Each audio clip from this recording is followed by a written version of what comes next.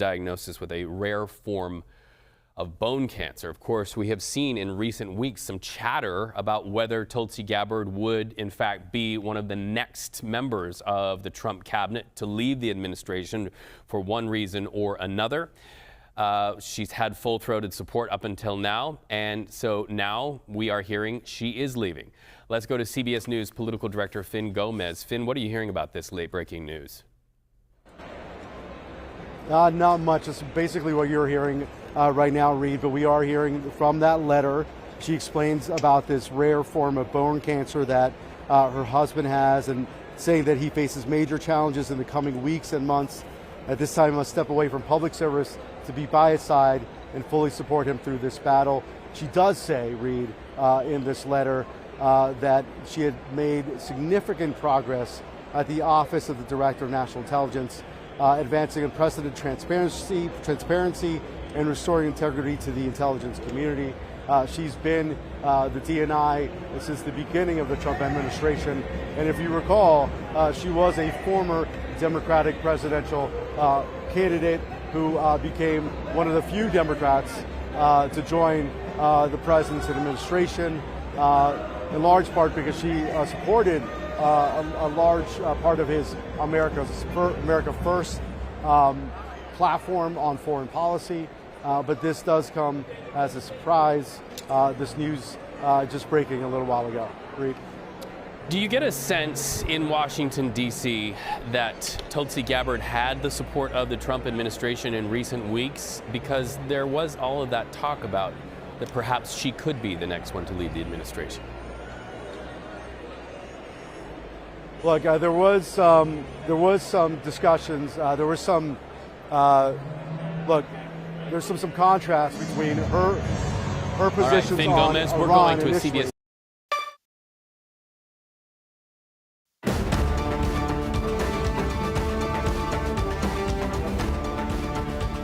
This is CBS News Special Report. I'm Tony DeCopel, coming on your air on this holiday Friday with this news. Tulsi Gabbard resigning as the National Intelligence Director effective June 30th. In her resignation letter, Gabbard said she is stepping down to take care of her husband, who has a rare form of bone cancer. Gabbard, of course, is a veteran. She's been vocal about avoiding foreign interventions, of which there have been a few. She is now the fourth senior member of the administration to leave voluntarily or otherwise in President Trump's second term. To help us understand this information, let's get right to senior White House correspondent Weijia Zhang at the White House for us. Weijia, I guess no one saw this coming given the health news, but put it in context for us, and how will her time as Director of National Intelligence be remembered? Well, Tony, you're right that we were not expecting the Director of National Intelligence to reveal that her husband was battling this illness. In that letter that you mentioned, she talked about how this is a very difficult and personal time for her and her family. But it is not necessarily a surprise that she is departing the cabinet, Tony, because she has had contentious moments with the president since she began her post here. And some of them were quite high profile. You might remember that during congressional hearings in March, she was pressed about why the U.S. went to war with Iraq.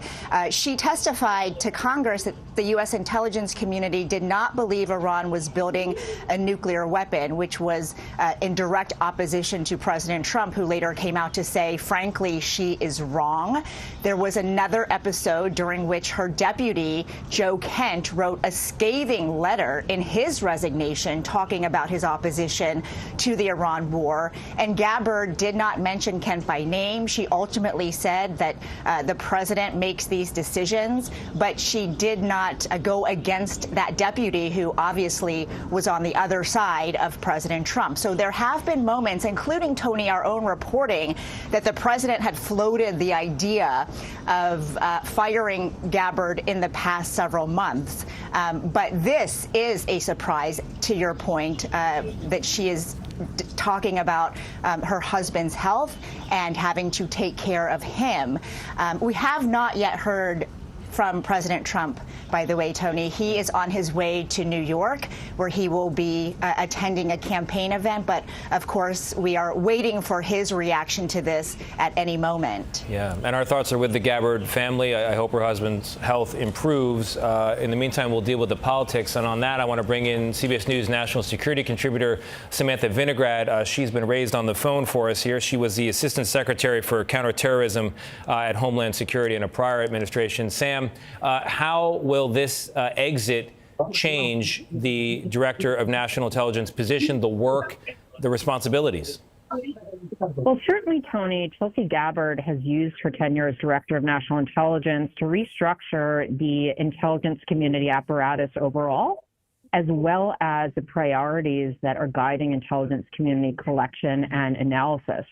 Early into her tenure, Tulsi Gabbard did eliminate various task forces, including on malign foreign influence and other related matters. And Tulsi Gabbard's focus on threats to the homeland have really been driven by a lot of domestic priorities, including limiting illegal immigration to this country, as well as the president's very strong focus, for example, on counter-narcotics and broader immigration-related matters. That was very clear in the worldwide threat assessment that she released, as well as other public comments that she has made. Certainly, as she departs, there will be a lot of questions about what a new director will focus on from a prioritization perspective, and most importantly, Tony, what kind of relationship the new DNI will have with President Trump. President Trump has had a complicated relationship with the intelligence community in terms of undercutting at various points the role that intelligence has played, when it comes to Iran, North Korea, and otherwise. So regardless of who the new director is going to be, the outstanding question is how heavily President Trump will rely on that director, because as Weija was pointing out, Tulsi Gabbard did have somewhat of a roller coaster relationship with the president. Hey, Sam, this comes at a time when we're in a paused but still open-ended war with Iran. We have a situation in Cuba that sometimes seems to be moving from the back burner to the front. There's still Venezuela. It's a dangerous world out there. It's a big job. The president now has an opportunity to put somebody new in this role. Can you talk about how important the job of Director of National Intelligence is, particularly now? Well, Tony, the job of the Director of National Intelligence is, unfortunately or fortunately, only as important as the Commander-in-Chief chooses to make it. Intelligence is only as important as the President chooses to make it. So assuming that President Trump installs a new director that he trusts, the job of the ODNI, of the Director of National Intelligence, is critical. The Director of National Intelligence is not only responsible for ensuring that the president's daily brief, the intelligence briefing that the president gets every day, contains the most important intelligence analysis that the president needs to hear. The DNI is responsible for briefing the president at the top of every National Security Council meeting with the latest and greatest intelligence on a particular matter, like Iran, like Venezuela, like Cuba. But even beyond that, Tony, the Director of National Intelligence is responsible for not just overseeing the entire intelligence community, tens of thousands of people, tens or hundreds of millions of dollars, but also ensuring that our intelligence community has the resources, talent, money, technology it needs to remain competitive in an incredibly complicated geopolitical moment. So the Director of National Intelligence is not only serving, the president's intelligence needs, they're doing so not just by briefing the president, but by ensuring that the health of the intelligence community is adequate to keep United States national security as high as it can be. Yeah, and that's where the stakes of this continue to matter for us as a country here. Sam Vinograd, thank you very much. Weija Zhang, thank you very much. The news again is this. The Director of National Intelligence, Tulsi Gabbard, will step down at the end of June, citing the health of her husband, who has bone cancer. Our coverage will continue on CBS News 24/7, your local news, and tonight on the CBS Evening News. This has been a CBS News Special Report. I'm Tony DeCopel.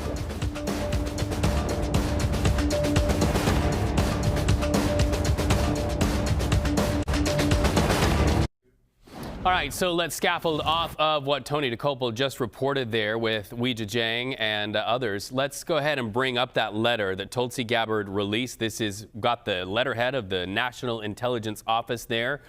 and sending it directly to the president. I will read it to you, dated May 22nd, 2026, turning a page in the administration. She writes, "Dear Mr. President, I'm deeply grateful for the trust you placed in me and for the opportunity to lead the office of the Director of National Intelligence for the last year and a half. Unfortunately," she goes on, she says, "I must submit my resignation effective June 30, 2026. She says her husband, Abraham, has recently been diagnosed with an extremely rare form of bone cancer. He faces major challenges in the coming weeks and months, and at this time, I must step away." If we can drop that banner right there just for a second, because I promised the viewers I'd read it to him. Thank you so much.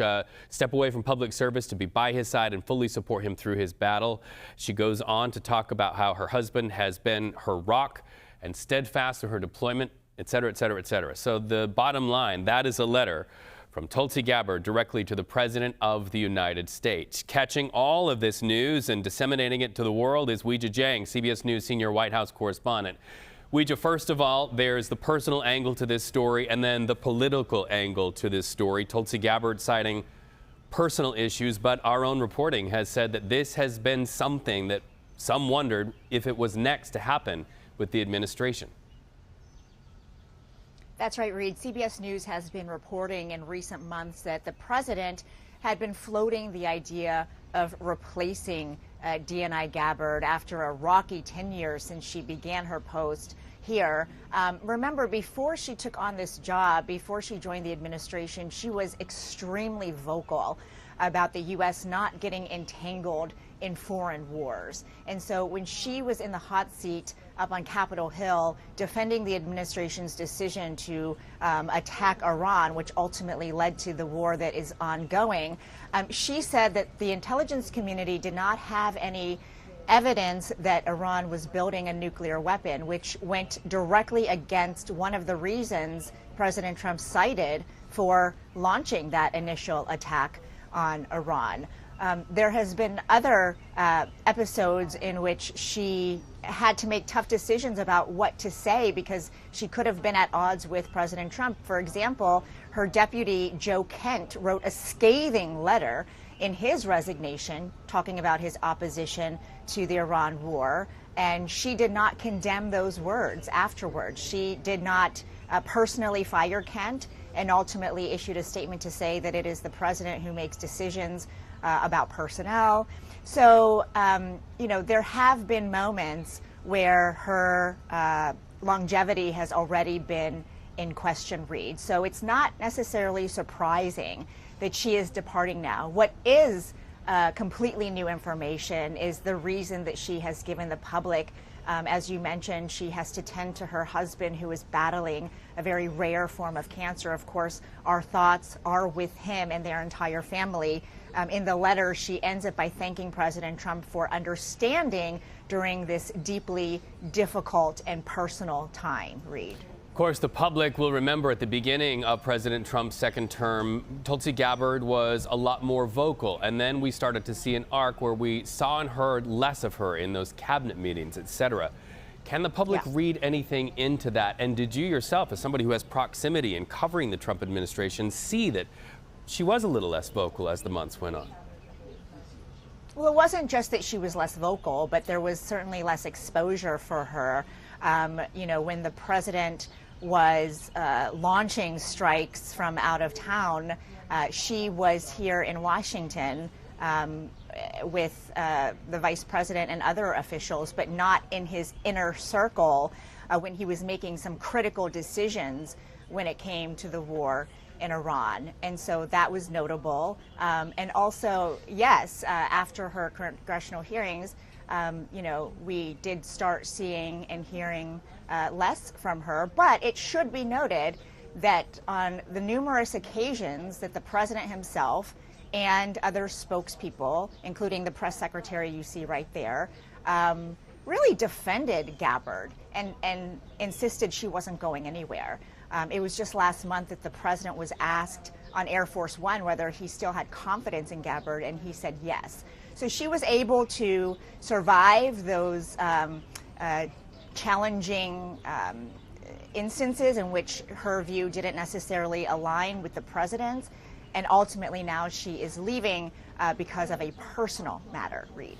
All right, you are watching continuing coverage on CBS News 24/7. You see it right there on your screen, having a conversation with Weijia Jiang as Tulsi Gabbard resigns as Director of National Intelligence. You know, in recent weeks, she also was in the headlines relative to the Trump administration's push for election security, and she really set into momentum. I'm thinking of Fulton County, Georgia. Some actions that really looked at that as an issue. Going into the midterms, what happens to that issue that she was arguably in charge of? Well, I don't think the issue goes away because it was President Trump, this administration, obviously, that was backing that trip to Georgia. And, you know, there has always been an argument that there's been foreign interference with regard to U.S. elections, and that is not something that I imagine the president himself and others will stop saying. But there really opens a question about who will replace Gabbard, because it hasn't only been in this term, but even in his first term, the president has had no issues going against what his intelligence community has found. He has, contradicted reports. He has contradicted statements from intelligence officials. And so it'll be really interesting to see who he puts in that position and what that might tell us about what he expects from this position moving forward. Weijia, we just got this from President Trump's own Truth Social post. We will read that and then talk about it. The president says, unfortunately, after having done a great job, Tulsi Gabbard will be leaving the administration June 30th. Her wonderful husband, Abraham, has recently been diagnosed, as her letter to the president said, with a rare form of bone cancer. She rightfully wants to be with him, bringing back to good health as they currently fight a tough battle together. The president goes on to say, I have no doubt he will soon be better than ever. Tulsi, he says, has done an incredible job and we will miss her. Her highly respected principal, Deputy Director of National Intelligence, Aaron Lucas, will be serving as Acting Director of National Intelligence, signed by President Donald Trump on Truth Social. So now we have an Acting Attorney General at the United States in President Trump's cabinet, and we also now have an Acting Director of National Intelligence, Aaron Lucas. How much exposure have you had to Mr. Lucas as a reporter, and what can people learn from maybe a little bit about what the future is for that office under his guidance? Well, he has obviously been working under Gabbard, and so they have to have the same philosophy moving ahead. And, you know, this is somebody who the president also had to sign off on, so we don't know, in depth, how he will serve differently from Gabbard. But I think what's notable from the president's post there is that he continues to express confidence in Gabbard. And we've seen this now with every single departure from his cabinet, because unlike the first time around when he was filling those positions largely at the advice of others because he was brand new to Washington, for his second term, he handpicked every single person in his cabinet. These were all his people. And so obviously there's going to be any kind of resistance to criticizing them, because ultimately he is the one who made the decision to put them in that post. And so he continues to express his confidence in Gabbard there and said that she did a great job, which I do think is notable. All right, Weijia Jiang chasing this story. This will be a big one for your dinner time headlines. Thank you so much for helping us get the jump on it in this breaking news. Tulsi Gabbard resigns as National Intelligence Director. Thank you so much, Weijia. Now to CBS News Homeland Security reporter Nicole Skanga. Nicole, another historic day in the Trump administration. What are you hearing from your post? Yeah, Reed, and just to piggyback off of what Weijia was just saying about Aaron Lucas, he is an interesting pick, though, albeit not a particularly surprising one, because he had been serving in this number 2 position. But he has spent more than 20 years serving the intelligence community, primarily within the CIA. He was a former intelligence analyst, a clandestine operations officer. He was the former CIA chief of station. He was chief of staff at ODNI back when Rick Grinnell was the director back in the first Trump administration. He also served in the National Security Council. He was part of the libertarian think tank Cato Institute in the early part of his career. As for what Tulsi Gabbard will be remembered by, certainly a more of an unorthodox choice for this role. But back when she first took the helm as the director of the Office of National Intelligence, she launched ODNI 2.0, which was a major downsizing and restructuring of the Office of the Director of National Intelligence. ODNI at the time said that it would reduce the staffing within the IC by 40% by the end of FY 2025, which, Gabbard at the time claimed would save the administration more than $700 million annually. She also made, quote, ending weaponization of the intelligence community a central theme, saying that she was going to restore trust in the intelligence community. But as Weija pointed out, it was very interesting as time passed under the Trump administration. She had a very sort of limited involvement in major Trump national security initiatives, especially Venezuela and Iran. And she was oftentimes sidelined in some of those discussions, particularly when it came to the Iran deliberations. She had reportedly clashed with the administration, emphasizing some of the differences between U.S. and Israeli goals and maintaining that Iran had not tried to revive its nuclear program after prior U.S. strikes. So a sort of colorful history and legacy that she created for herself at ODNI. And you also mentioned her unusual role in election security. And back in January, we know that she was seen in Fulton County during an FBI search of 2020 ballots and election materials at President Trump's request, and was never quite able to explain why she needed to be here. Of course, we know that this raised alarms just because DNI's role is normally focused on foreign intelligence threats, not domestic ones. Well, and then, of course, at the very beginning of President Trump's second term, we saw her called on the carpet relative to so-called Signalgate, which is when a reporter was accidentally included in on a very important, what was supposed to be a highly secure communication between government officials. It's been a rocky go for her, who really, she's arguably a contrarian everywhere she goes, even had political ambitions for the presidency at one point. Yeah, I ran for the presidency as a Democrat back in 2020. I was a campaign reporter at the time and spent many days with her campaigning in New Hampshire, where she felt like she had a shot at the time. Since then, of course, she has sort of switched her political leaning. She was always seen as an outsider within the Democratic Party, but then became more and more friendly with the Trump administration and did work very hard as one of the leaders on when Trump was putting together his staffing for his second term, for his second administration. She worked hand in hand with him to sort of develop the team, and then rose to this position as head of the ODNI. It will be interesting to see what, if anything, she pursues in the future. Of course, for now, understanding that she has to put her family first as her husband battles what she calls a rare form of bone cancer. And I will just say that her husband, her family, her sister has always been very close with her in back during her campaign days. They had a very prominent role on her campaign, so clearly taking this as an opportunity to spend more time with them in a personal capacity. Nicole, just before I leave you, of course, now we have an acting National Intelligence Director. How long can that acting status go on before the president has to nominate somebody else? And then do they have to go through confirmation with the Senate? Yeah, so Aaron Lucas has already been confirmed for his current role.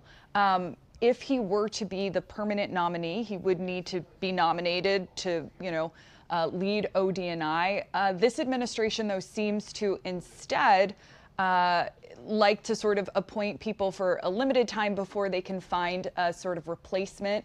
And we'll see. I mean, when Joe Kent left as the NCTC director under Gabbard. He was somewhat quickly replaced by Sebastian Gorka, who is now serving in an acting capacity in that role. So we do expect that the Trump administration will move to put a permanent leader at the helm of ODNI. As for how long, I believe it's something under 200 days before that individual can no longer serve in that acting capacity, Reed. Fascinating time. Once again, continuing coverage, breaking news on CBS News 24/7. Tulsi Gabbard resigns as National Director of National Intelligence. You're watching CBS News 24/7. We'll be back with this big breaking news story once again affecting President Trump's leadership.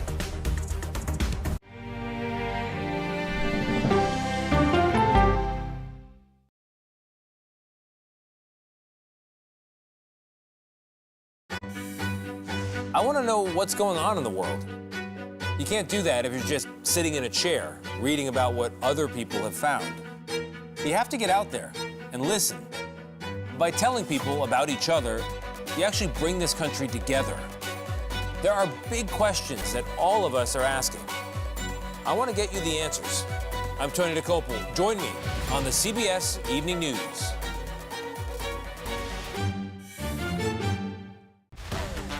Who's over there? 33 years old, naval intelligence officer. Looks like there's a story there. Oh, wow. That's really nice silk. How about I just give you guys the highlights?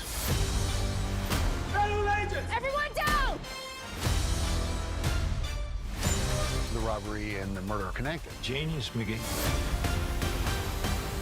Elite. Very elite.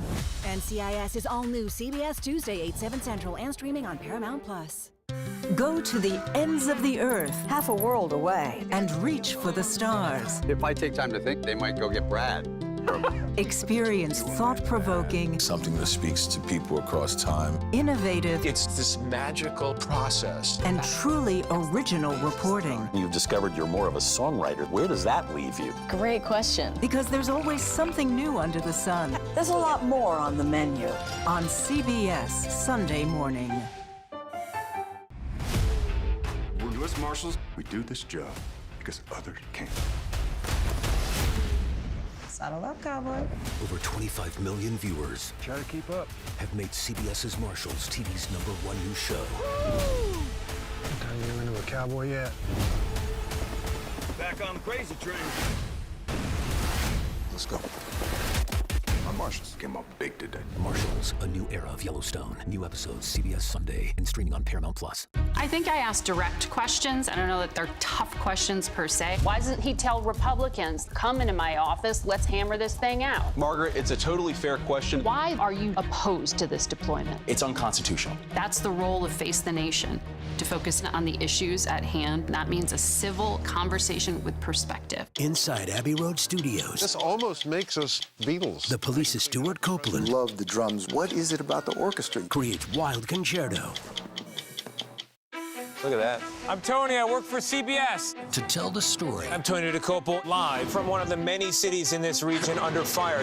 You have to be there, seeing it firsthand. We have a team of correspondents across the Middle East and at the White House. I called President Trump to talk about his latest thinking. Missiles coming in, and there's another one. You can see how empty the streets are. You heard the explosion? The CBS Evening News with Tony DeCopel, weeknights. Continuing breaking news coverage on CBS News 24/7, Tulsi Gabbard, Director of National Intelligence, out from the Trump administration effective June 30th. This was her choice to do so. She notified the President of the United States that her husband has been diagnosed with a rare form of bone cancer, and she is now going to devote all of her power to helping him to overcome cancer. President Donald Trump, in recent moments, posting on Truth Social full-throated support for Tulsi Gabbard and also well wishes for her husband, who now has this enormous personal battle to fight. So let's continue the conversation live to CBS News Homeland Security correspondent Nicole Skanga. Nicole, this is a difficult time when you consider we're at war with Iran. We are seeing anti-Semitic attacks here in these United States and the need for national intelligence to try to create safer places. And then we're going into the midterms. It's a difficult time for somebody with her power to leave and leave it in the hands of an acting director of national intelligence, no?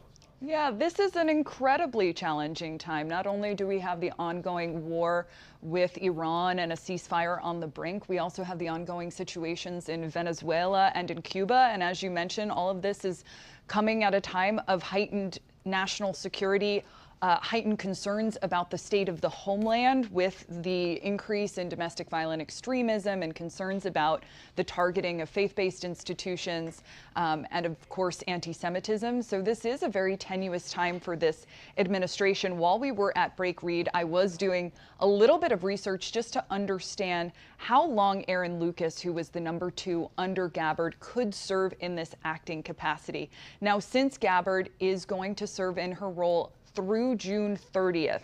From there, it'll be about 210 days that Lucas can continue to serve in an acting capacity, which actually does bring his leadership, should the Trump administration keep him in place, through to January of next year. So for better or worse, for stability-wise, it might be better to have this longtime CIA and intelligence official there through the midterms and into the new year. That is a possibility should the Trump administration choose for that to be the case. There's really only one person, though, who will decide on the next head of ODNI, and that is the president.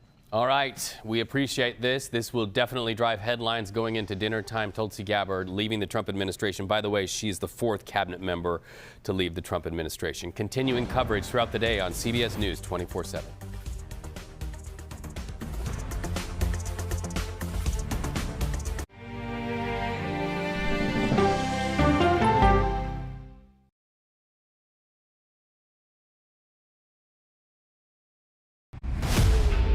U.S. Marshals, we do this job because others can't.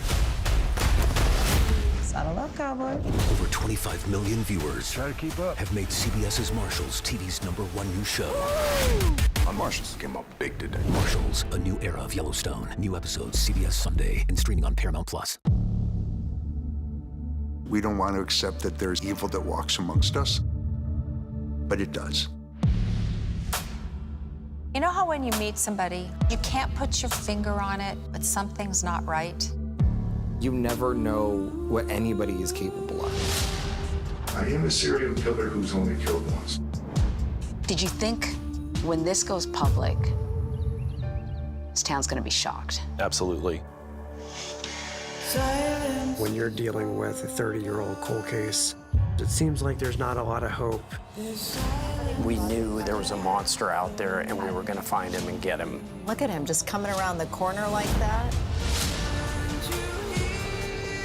We started tracking the area. When did this accident scene become a crime scene? Police! You called him a lying liar who lies about lying.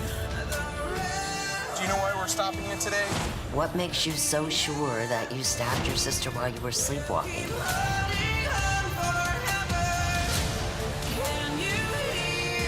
I never got a chance to see her one last time. Such injustice. I can't believe they did this to her. But no matter how hard it gets, never give up. I'm Natalie Morales with 48 Hours. Did you have anything to do with Joanna Hunter's death? This is a family that just wants justice. Why doesn't he tell Republicans, come into my office, let's hammer this thing out? Margaret, it's a totally fair question. Politics isn't a game. Why are you opposed to this deployment? It's unconstitutional. Politics is about policy. I'm a voracious consumer of information, and I'm impatient. I don't like to be spun. To be moderator of Face the Nation means bringing the most powerful stakeholders to the table to become better informed.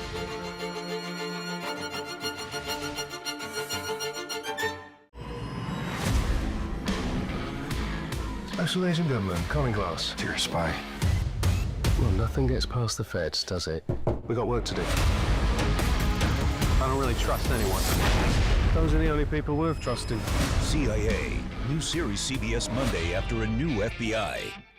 Go to the ends of the earth, half a world away. Reach for the stars. If I take time to think, they might go get Brad. Experience thought-provoking, Mystical in every sense of the word. and truly original reporting. That's your superpower. There's always something new under the sun on CBS Sunday morning. It's time for the CBS News original 60 Minutes CBS Sunday. I want to know what's going on in the world. I'm Tony. You can't do that if you're just sitting in a chair reading about what other people have found. What do you think of that? Why? There are big questions that all of us are asking. I want to get you the answers. How are you? I'm Tony DeCopel. Join me on the CBS.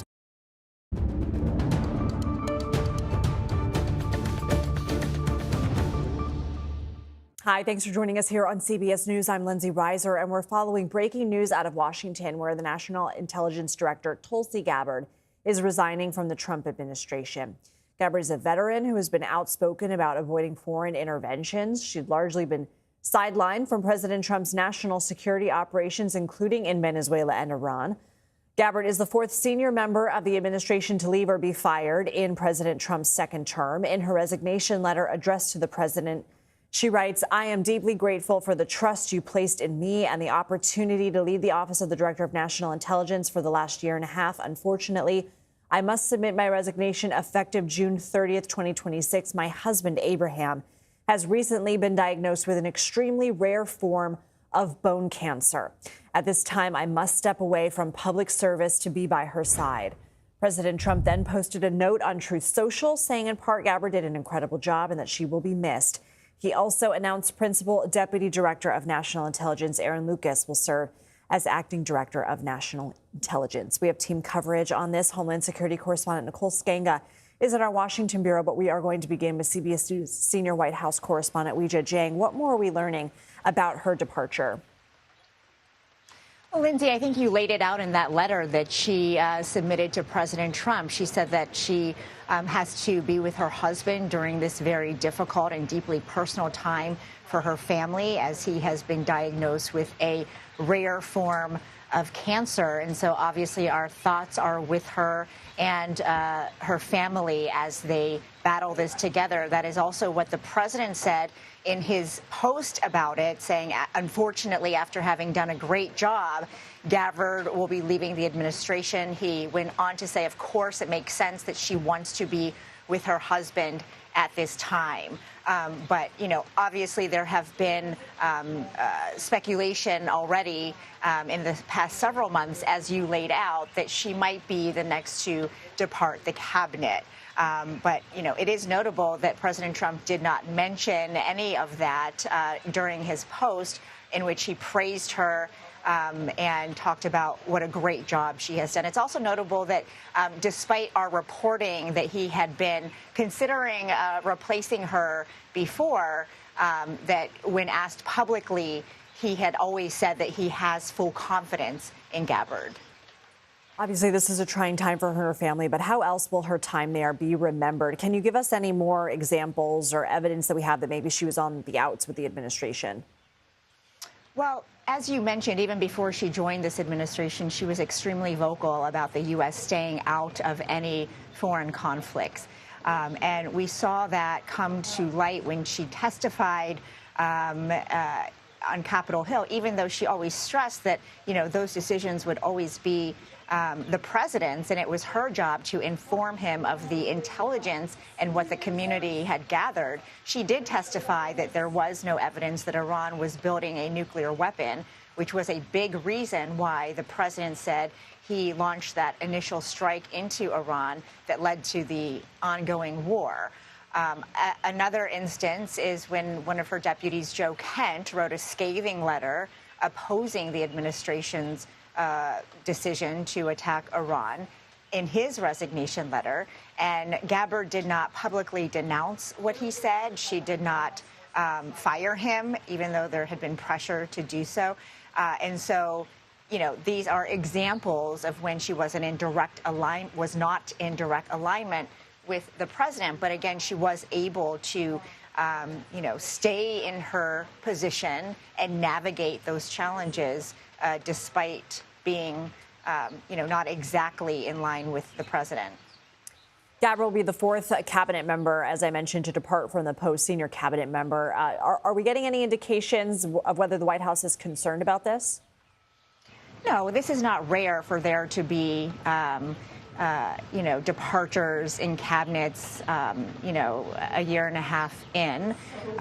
So I don't think that we have any reporting that suggests that there is concern from the White House, especially because when you look at the reasons why each of these secretaries has departed, they are all quite different. But sure, it is noteworthy that we now have an acting director of national intelligence while the country continues to be at war with Iran. Rija Jing, thank you. Let's now go to CBS News Homeland Security correspondent Nicole Skanga. Nicole, what would you like to add? I do want to point out that election security has been a point of controversy under DNI Gabbard's term during the second Trump administration. ODNI's posture on election threats remains under scrutiny, even as Gabbard sort of exits. In their 2026 annual threat assessment, it omitted foreign election interference for the first time in nearly a decade, Lindsay, suggesting just a major shift in priorities for the intelligence community. We also remember that incident that happened in Fulton County, Georgia, back in January, on January 28th. There was an FBI search of a county election facility down in Fulton County, Georgia, that seized 2020 ballots and election materials, and Gabbard was spotted on the scene. She later told congressional officials that she attended at President Trump's request and facilitated a brief phone call between Trump and FBI agents who were on that scene. But it really raised alarms because the DNI's role typically has been focused on foreign election interference and foreign intelligence threats, not on domestic law enforcement activities. Obviously, this transition comes at a time of immense challenges for the national security community, not only the ongoing conflict in Iran, but you also have continuing situations with Cuba, Venezuela, not to mention a very heightened threat environment here on the home front. Her replacement, Aaron Lucas, will start in his acting capacity in June 30th. He can serve for about 210 days in that role, which brings us to around January. We know that Lucas was the number 2 to Gabbard, that he has served the intelligence community for decades, including at the CIA in a role as a former intelligence analyst, a clandestine operations officer. During Trump 1.0, he served as chief of staff under then acting DNI Richard Grenell. So someone who brings a lot of experience both within the intelligence community and serving at the appointment of the president during his last term. You've been following her for quite some time, right? You were a campaign reporter in 2020, and you covered her campaign in great detail. What can you tell us from that time about what you learned? Yeah, I spent a lot of time covering Tulsi Gabbard, then Congresswoman Tulsi Gabbard's campaign in New Hampshire. She was always seen as kind of an unorthodox candidate, then running as a Democrat, but more with an independent strain there. And she really appealed to a lot of voters in the Granite State who felt like they both had an affinity for Bernie Sanders and that sort of part of the Democratic Party, but also some of the populism that we have seen in Trump 1.0 and 2.0 also appealed to those kinds of voters. And so she had this political capacity to really bridge the gap between, Democratic and Republican voters in places like New Hampshire. Of course, it didn't really pan out for her in that state or any other early state, and she eventually dropped out of that race and became more influential within Trump's circle as he began compiling his team for the second Trump administration. I also know that she was quite close with family members on the campaign trail. I remember Abraham, her husband, being her videographer. Her sister V played a very prominent role in her campaign, kind of managing the day-to-day. So her family has always been a really integral part of her life. It makes sense to me now, of course, in light of the news, that she would want to step aside to be closer with them. Okay, Nicole Skanga, thank you. We will continue to follow this story and bring you updates as they happen. For now, we are going to take a quick break. You're watching CBS News 24/7.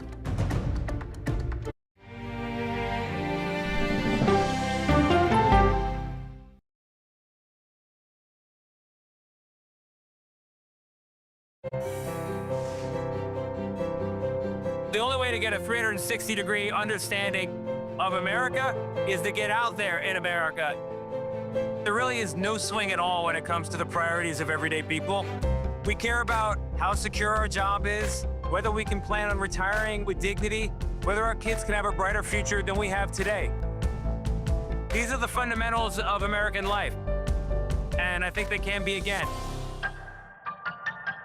Why doesn't he tell Republicans, come into my office, let's hammer this thing out? Margaret, it's a totally fair question. Politics isn't a game. Why are you opposed to this deployment? It's unconstitutional. Politics is about policy. I'm a voracious consumer of information, and I'm impatient. I don't like to be spun. To be moderator of Face the Nation means bringing the most powerful stakeholders to the table to become better informed.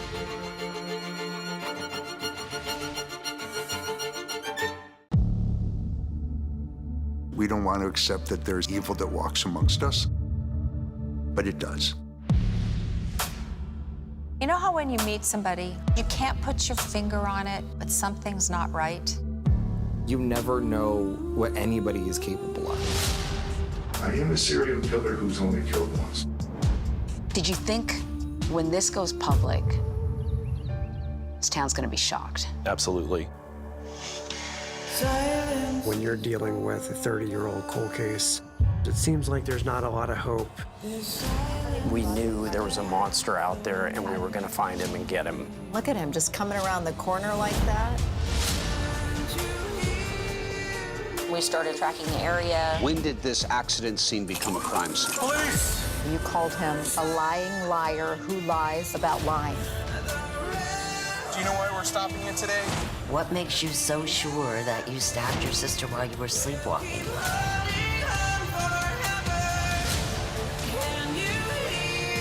I never got a chance to see her one last time. Such injustice. I can't believe they did this to her. But no matter how hard it gets, never give up.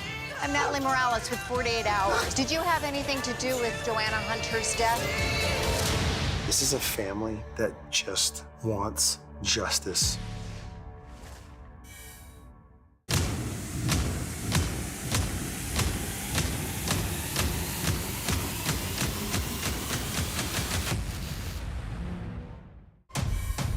I'm Tony DeCopel from a region at war tonight. To tell the story, Hello up there. you have to be there, seeing it firsthand. I'm Tony. I work for CBS. Can you clarify what this war is about? How do you avoid this becoming a death trap? This war only seems to be accelerating. The CBS Evening News with Tony DeCopel. So right off the top, the moment President Trump wanted, the end of Jerome Powell's time leading the Federal Reserve and the beginning of Kevin Warsh as the man tapped to lead. There he is, being sworn in right there. The President and Warsh attended that swearing-in ceremony just a short time ago.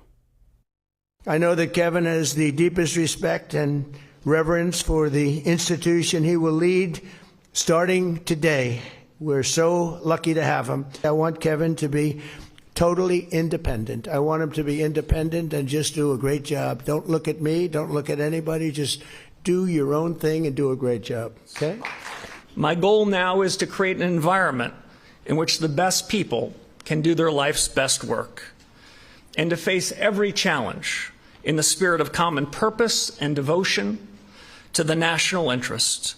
In a word, to excellence. Meanwhile, the president heads to New York today to campaign for Republican Congressman Mike Lawler, who's trying for re-election. The president is expected to tout the tax cuts under his One Big Beautiful Bill, even as